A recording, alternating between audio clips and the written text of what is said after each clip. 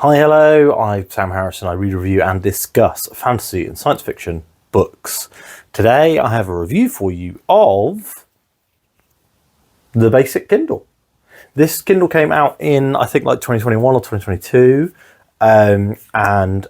You guys may have seen that last year I did a review of my Kindle Oasis. And so when the Kindle Scribe came out, I kept the Kindle Oasis, but bought the Kindle Scribe. And you'll have seen that I've reviewed the Kindle Scribe also on the channel. And the Kindle Scribe review is actually my most viewed video, because obviously a lot of people are interested in knowing whether they should spend the fairly hefty amount of money that the Kindle Scribe costs. So after a few months of having the Scribe, I kept getting annoyed when I wanted to read on the Oasis and the battery was dead. And I don't know why. I think it was my particular Kindle Oasis where the battery would discharge while I wasn't using it. And my Kindle Oasis mostly lived on my bedside table and was, if I was reading a book on Kindle, or like today, I'm reading The Shadow Rising by Robert Jordan, and I have physical and Kindle and audiobook copies of that book. But if I'm reading a book where I have, the ebook version, I might read a few pages before bed, or if I wake up really early in the morning and my family's not awake yet, I'll often try and sneak in a chapter, because at the moment, my son tends to wake up around 7 o'clock, 7:30, but sometimes if I go to bed too early, I wake up too early, and then you know how it is. So what I'm going to talk to you guys about today is why I bought a Kindle Basic, how long I've had it and what I use it for, and kind of compare it to the experience of a much more premium device like the Kindle Scribe, and kind of tell you how it fits into my life. So I had the Kindle Oasis, and I would often pick it up off my bedside table and it would have low battery. And I mean, we know, this is a known fact, that the Oasis has the worst Kindle battery. And mine was obviously about, I think it was the 2019 Oasis, so it was like 5 years old. Most rechargeable lithium-ion batteries lose between 5 and 10% of their capacity per year. So when you look at that, I was probably, like, with the Oasis, I could read about one full book on it, if I read that over like a week or so. But if it took me longer than a week to read a book, or if I was, swapping between or whatever, often the battery would end up dying before I was able to finish that book. That has not been an issue with the Kindle Basic. So I decided to sell the Kindle Oasis, and I sold it to somebody who was very happy with their purchase, even though I did mention that the battery life was not great. They're a much more casual reader than I am. They're not binge reading 3 or 4 hours in a row. So I picked up, with the money from the Oasis sale, I picked up a cheap second-hand Kindle Basic. So the battery life was my number one reason, but I'm going to tell you guys what my number two reason was, and you might think I'm dumb, but it's this. So this is a USB-C port.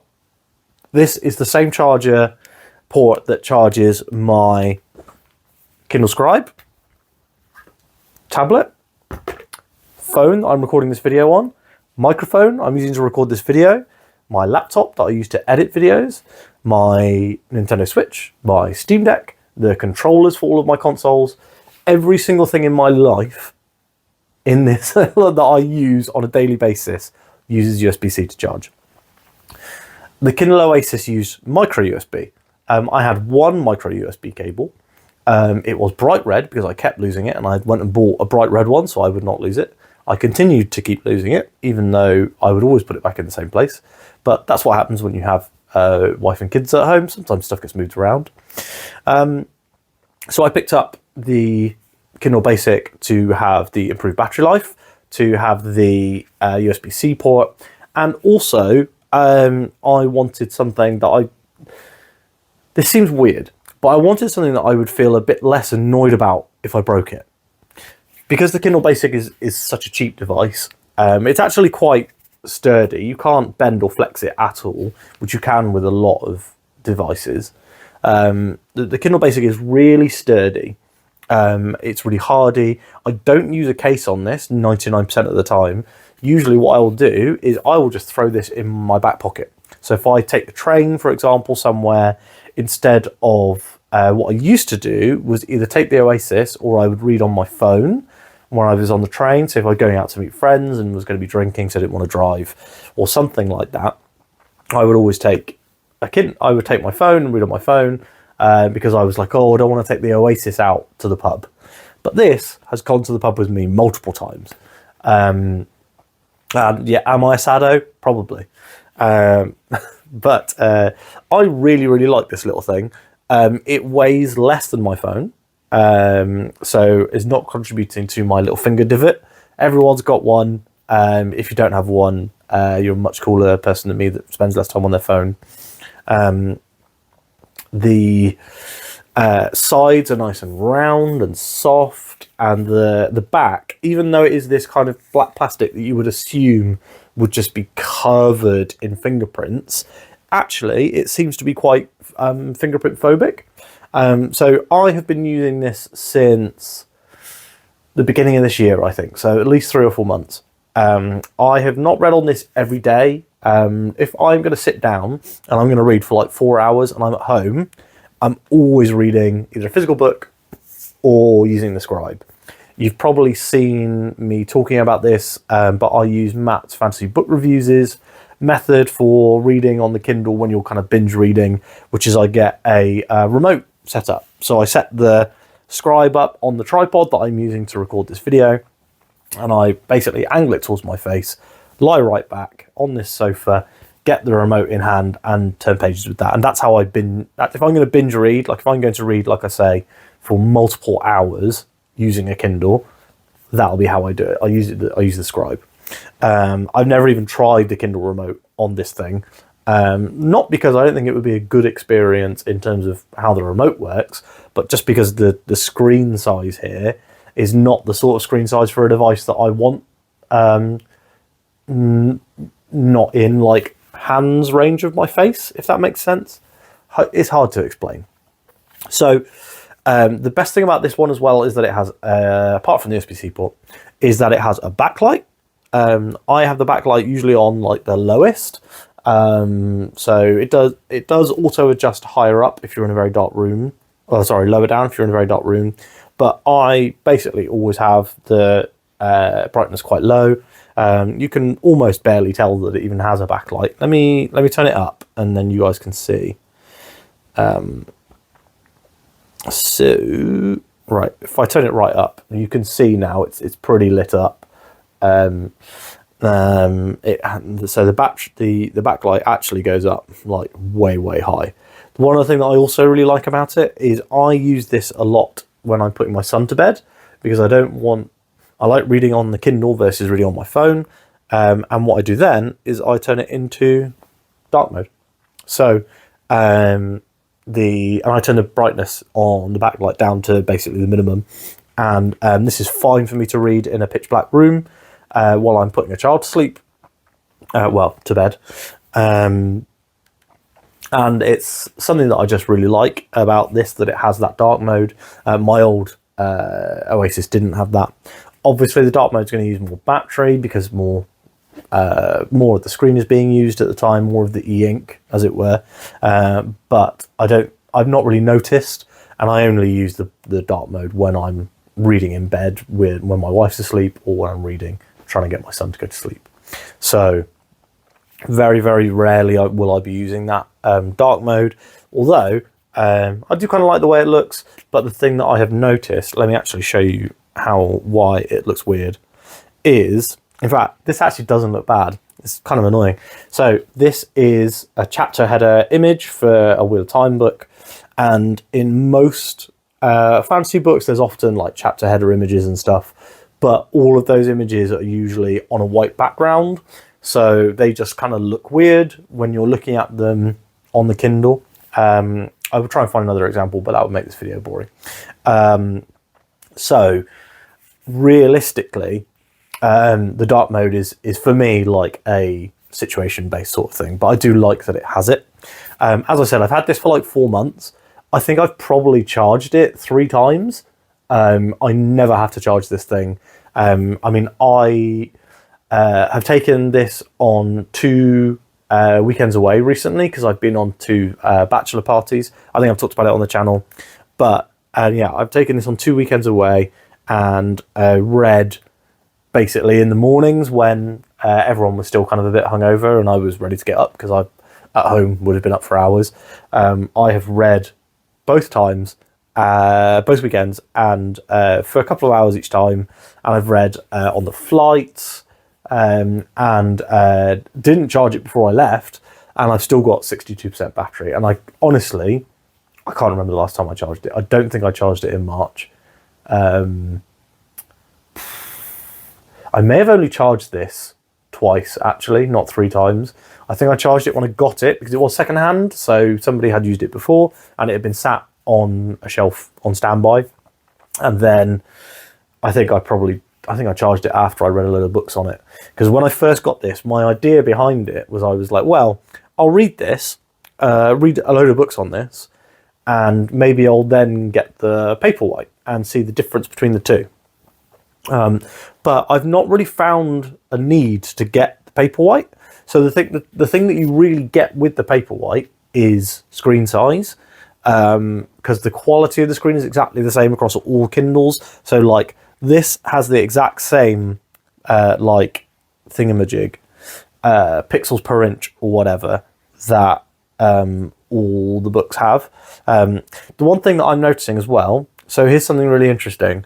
I have noticed that now I have 2 Kindle devices, and I also use Audible audiobooks to listen to books. The synchronization, the whisper sync stuff, that I think is a genuine huge benefit of being in Amazon's ecosystem, doesn't always work. So in fact, I've just unlocked, so all three devices are using the same book. So my phone is listening to Shadow Rising on Audible, and when I unlock these devices without even saying like stay here, don't skip forward to the where you've reached on another device, all 3 are on different spots. So my phone is on chapter 26. I just finished listening to it before starting this video. The Kindle Basic is on 23 and the Scribe is on 25. So the synchronization isn't great. Fortunately, I always have my phone on me, and I can, because, you know, I'm a modern person, I'm attached to my phone, and I can look at the furthest forward I've gotten to on the audiobooks and Kindle there. And primarily, I'll be reading this physically. So with this particular book, it's less of an issue. With some books where I'm reading them primarily digital, combined with an audiobook, it can be annoying. So I have to try and find or remember where I got to. But I think that Amazon does not probably imagine you're going to have 2 Kindles. So that's probably what's messing up the synchronization. I think that for me, when you have the Kindle Scribe, which is the best Kindle for reading at home, in my opinion, having a second Kindle is kind of necessary. If you want to read on the road and you, like me, prefer not to read on your phone, a lot of the time I don't want to read on my phone because if I'm going out for the evening, I want my phone to have enough battery life to get me home as well. So the less I can use my phone, the better. The Kindle Basic does have Audible functionality where you can pair Bluetooth headphones to it and you can listen to audiobooks through it. You can also do the reading thing where, I don't know what it's called, but where you like listen to the audiobook and the Kindle highlights the words and then flips pages for you. So immersion reading, that's what it's called. You can also immersion read on this. I've never done that because I only have the Bluetooth headphones that I use 99% of the time are Samsung ones that are linked to my phone, tablet, watch, and I don't want to unpair them to just pair them to this when I can just listen to the audiobook on my phone. And if I'm listening to an audiobook, 99% of the time, I'm not in a position where I can be reading. I know people who love immersion reading. I think Jimmy Nuts on his channel has talked about how he loves immersion reading. But for me personally, the thing that gets me more immersed is listening to music. So I listen to like Blue Turtle on Amazon, on YouTube, and also there's a YouTube channel that's called like Fantasy Radio, and I listen to that a lot while reading fantasy books. If I'm reading sci-fi, 99% of the time I'm listening to the 65 Days of Static No Man's Sky soundtrack, because it is like the most sci-fi music album that I think I've ever listened to, and I love it. I absolutely love it. That's probably my most listened to album of this year already, because I've read a lot of sci-fi books. But back to the Kindle Basic. So the massive pros for this one for me are how pocketable it is. So as I said, this fits in my front and back pockets of my jeans. If I have a lot on me, I'll often put this in with my phone. If my Kindle Oasis wouldn't ever fit in jeans pockets, so I would have to put it in a case and then put it in a jacket pocket, which was great until it became summer and then I was not wearing jackets. The Kindle Basic is able to come basically anywhere. It's really durable. I have put this without a case in a bag and then jumped on a plane. I have left this loose in the boot of my car for a day. So it does have a lot of marks on it. I mean, nothing on the screen. The screen is perfect, but there are some marks. I mean, you probably can't even see them, but there's like a mark here on the side of the bezel, and on the back, there's like a little mark all the way around the edge, and that is like probably just from being thrown down on. Thrown is a strong term. Put down carelessly on top of tabletops, floors, and then like slid off of things. So, you know, just general use and movement of the device. I have actually really thought about buying a case for this one, but I don't even have a case for my Kindle Scribe, and this actually comes to work and to events and stuff with me. So if I was gonna get a Kindle case, I'd probably get this one first. But I refuse to pay the prices that Amazon are asking you for. That's like 50 quid for a case. It's like 7 pence worth of fabric. I'm not paying that. I have seen some decent, cheaper third-party cases for both devices. Again, I've honestly felt like I don't need it for this. I had a really nice case for my Kindle Voyage, which I had before the Oasis. Absolutely fantastic device. The case was brilliant. It was fully magnetic and it flipped up to like stand the Kindle up so you could read at the table and stuff. That would probably be the only thing that would get me to buy a Kindle case for this one. And most of the time I just lean it up against something. It's not a particularly hard device to balance. So yeah, as I said, massive pros for this one are the portability, the durability, the battery life, the USB-C. I think the screen is genuinely fantastic. It's a super pleasurable thing to read on. And if you look, so I've got, wrong way. So I have got this at what I would say is pretty decent font size and spacing and stuff, and I find this genuinely really comfortable to read for hours on end. Most of the time I don't read for hours on end with this Kindle, but when I've been away the last 2 weekends, I've read loads on it, and that was kind of what gave me the impetus to start this review. Was I was like, well, I've read so much using this Kindle over the last couple of weeks, I think it's time to actually review it. And I have read several full books on it now, start to finish, without using other devices. So I feel pretty qualified in saying that this is an absolute fantastic device. Why would you get a Kindle Paperwhite when you can get this?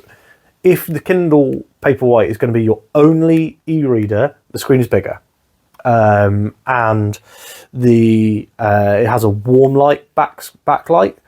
I don't really feel like the warm light backlight is very useful, and I've never really used it. Didn't really use it much on the Oasis. And this does not have a warm light backlight, it just has standard blue light backlight. But honestly, if I'm reading at a time when I need the backlight, it's probably a time when I'm also kind of half asleep and I actually kind of need that blue light to keep me going. I'm in a very, very small minority there. But if you want to protect your eyes, you could also get those blue light blocking glasses, which my wife has, but I'm never bothered with. So yeah, I would really, really recommend this one. The other thing also is there is a Kindle Paperwhite that comes with the signature edition, which has wireless charging. I don't like wireless charging because it reduces the overall battery life of your devices. So I always charge with a cable because I want my things to last as long as possible, especially something like an e-reader that we've seen can last 5 years or more. But if you are fully wireless and you hate cables, then you're going to need to get a Kindle Paperwhite Signature Edition. If the Kindle's going to be your only Kindle and you're going to read a lot on it, you may not want to get this one just because it is very, very small. You'll be able to do a lot of page turns. I have seen people reading with a Kindle like this on the train like this. And while, that's fine, for me personally, I'm comfortable with this one at kind of arm's length. But if, for example, you need bigger fonts or things like that, you probably want to go for a Paperwhite. However, I do think the price difference is probably not worth it because these ones are fairly clearly subsidized by Amazon by the fact that you'll buy a lot of books from them, whereas the Paperwhites don't seem to be. These are all still £100. And if you buy these Kindles, they are frequently on sale, and the refurb ones are really high quality and they're usually really cheap. I got mine from a UK secondhand store called CEX. I used to work there, so I know the system that they use to buy and sell tech very well. And I managed to get this one for £20, I think. The amount that I paid versus, because I had some old games to trade in, and I was like, well, I'll just trade some old games in and get this for 20 quid. Brilliant. And for £20, this has been a fantastic purchase. So if you can do that, then please do. Do you have a Kindle? We're closing the video out now. Do you have a Kindle? Do you use the Basic? Do you use the Scribe? Do you have a Paperwhite? Or do you have one of the old models? I know that Oasis has been discontinued now. I think that I would still like something with physical page turn buttons in an ideal world. And I do really like the Oasis's offset design, where one edge of the screen is right up on the bezel and then the other edge has the page turn buttons and is a bit thicker. I really enjoyed that because, you could literally just flip what you were reading and you could change hands really easily if your hands got tired. But as a non-binge reading Kindle, I think this one is basically perfect for the kind of people who want to fit 10 minutes worth of reading in between things. I absolutely love this thing. So if you've got a Kindle, let me know what you've got. If you're thinking about buying this one, ask me any questions you like. If there's something that's giving you pause, if you think you might prefer something else, let me know. I'd really like to try out some of Books' Android e-readers because I've seen some really good reviews on things like the Books Palmer. But the problem is they are not subsidized in any way, basically. So because Amazon, obviously, they sell you these at a loss so they can make that money back on Kindle books. But Books don't have a bookstore, so they aren't selling you content in that way. So it's a lot more difficult for them to make their money back. So their devices are actually what they should cost. I have seen that they do look a bit more premium than this in particular.